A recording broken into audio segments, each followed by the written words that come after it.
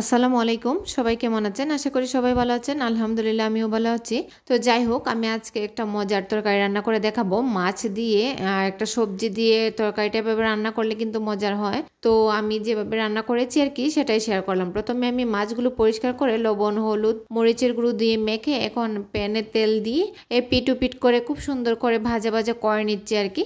এই তো মাছগুলো আমার এক পিঠ ভাজা হয়ে গিয়েছে। এখন আমি সবগুলো মাছই উল্টে দিচ্ছি আর কি, যেন বাকি উল্টো পিঠে মাছগুলো ভাজা হয়ে যায়। তো এভাবে করে আমি মাছগুলো খুব সুন্দর করে ভেজে নামিয়ে নেব। তো যাই হোক, আমার মাছগুলো প্রায় ভাজা হয়ে গিয়েছে। আর মাছগুলো তো একটু নরম, উল্টাতে একটু সমস্যা হচ্ছিল তাই আর কি। তো এভাবে করে আমি মাছগুলো ভেজে নামিয়ে রাখবো।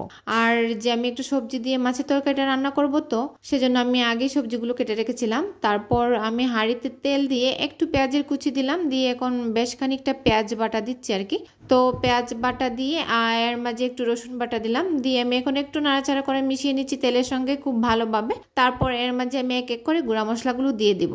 তো দিয়ে দিলাম হলুদের গুঁড়ো, এখন দেবো আর কি ধনিয়ার গুঁড়ো, তারপর দিচ্ছি পরিমাণ মতো মরিচের গুঁড়ো। জালটা যার যার ইচ্ছে মতো কম বেশি করে দিতে পারেন, সমস্যা নেই। তারপর আমি মশলাটাকে ভালোভাবে মিশিয়ে নিচ্ছি আর কি। তো মেশানো হয়ে গেলে আমি একটু পানি দিয়ে দেব। তো এই তো পানিটা দিয়ে দিচ্ছি, দিয়ে এখন আমি মশলাটাকে আবার নাড়াচাড়া করে মিশিয়ে নেব। এর মাঝে লবণটাও দিয়ে দিলাম। এখন মশলাটা মেশানোর পর আমি একটু ঢেকে দেবো আর কি, যেন মশলাটা একটু ভালোভাবে কষানো হয়ে যায়।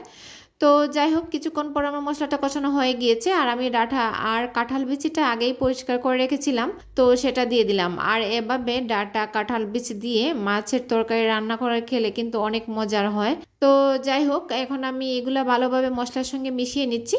তো ডাঁটা একটু শক্ত, তো আর কাঁঠাল বিচিও এখন একটু পানি দিয়ে দিলাম, দিয়ে একটু নাড়াচাড়া করে মিশিয়ে নেব আর কি।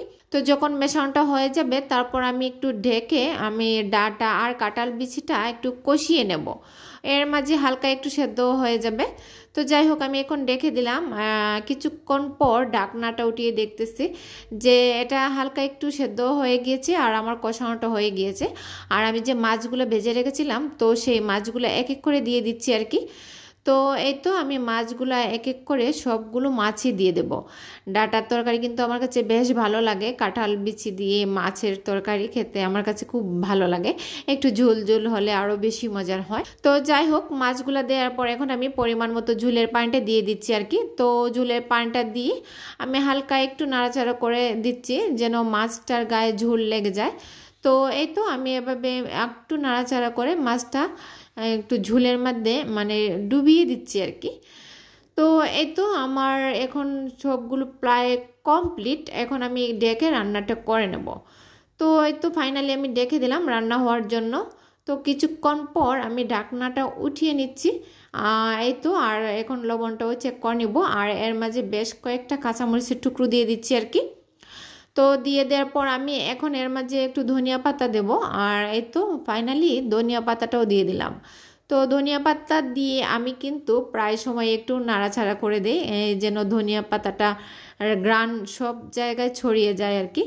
তো এরপর এখন কিছুক্ষণ রান্না করে নেব ডেকে। তো ফাইনালি আমার রান্নাটা কমপ্লিট। তো কার কাছে কেমন লেগেছে আমার কমেন্টসে জানাতে পারেন। তো এই তো ফাইনালি আমি দেখিয়ে দিলাম আমার রান্নাটা কমপ্লিট হয়ে গিয়েছে। সবাই ভালো থাকবেন, সুস্থ থাকবেন। আসসালামু আলাইকুম।